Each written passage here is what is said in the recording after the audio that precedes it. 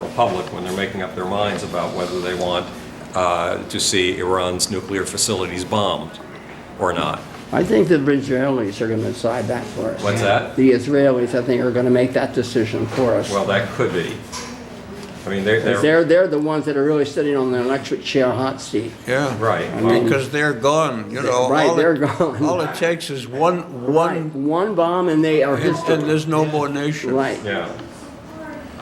Terrible. That's a tough situation. It's and more than tough, it's frightening because you're dealing with politicians, and politicians have to play to the audience and keep 51% of the people happy to maintain power, and you have both populations, you know.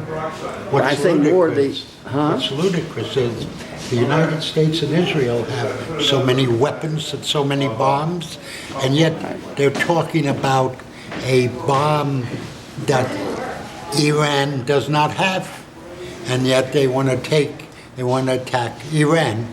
But And we Iran don't says even if we know get what the bomb, Iran we're going to use it. I mean, really, it's nice to talk about negotiations. You get in all these arguments about the Palestinians and the Israelis, but when people are running each other with hatchets in their hand, it's hard to start talking and negotiating and making peace. And people are intent on killing one another. Well, the anti-Semitism in Iran is ferocious. It goes back a long way. There was an Iranian pamphlet in, I think, 1948 that said, which would you rather have, bed bugs or Jews?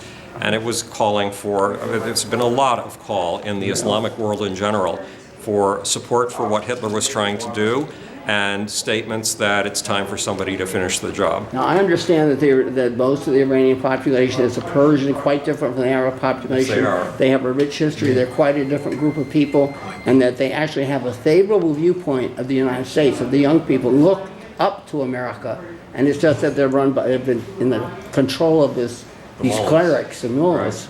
And that's the real problem, is when you get a dictator, public opinion doesn't matter.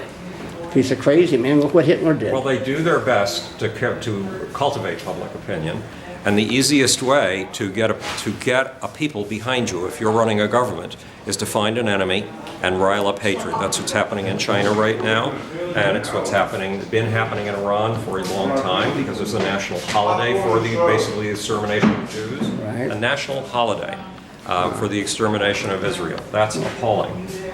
So the difficulty is that we haven't learned how to extirpate genocidal worldviews. You know what I've thought of putting on my gravestone? Yeah. Had a great life, glad to be out of here. You feel the same way, I bet, right? I mean, I would not want to be a young person in this world. I love being a young I person. love to in be this young, world but I at the really age of don't know that 69. I would. I worry about people that are 20 years old today. Do you have children? I have stepchildren. Listen, everybody, there's very few people who are having all kinds of trouble with the stream won't work and everything. But I wonder if we could tape a thing. You can maybe sit there and we could tape it, right? Sure. And then we can have, you talk to us about your career, that kind of stuff. How long do you want me to talk? Oh, you could talk about yourself in a way we could sit here, okay? We'll tape it. No, tell And me then how long you 30 want. minutes? What? 30, 25, 30 minutes? Sure. Something like that. And then round robin call thing, and we'll tape it all and we'll put it up on YouTube. Okay, you ready? Yeah. Well, just one word before you go. When I spend time with Buzz Aldrin, I start giving him a lecture. It comes out of me almost automatically. It's not something I necessarily choose to give. And now Buzz is 86 or 87 years old, and the lecture is always the same. Every day you wake up is the first day of the most important 20 years of your life. And the obligation of humans is to make history, because only humans, insecure little people like us, have ever made history. So, okay, that's a final word. I'll let you Let's go. all get a seat in these couches and stuff.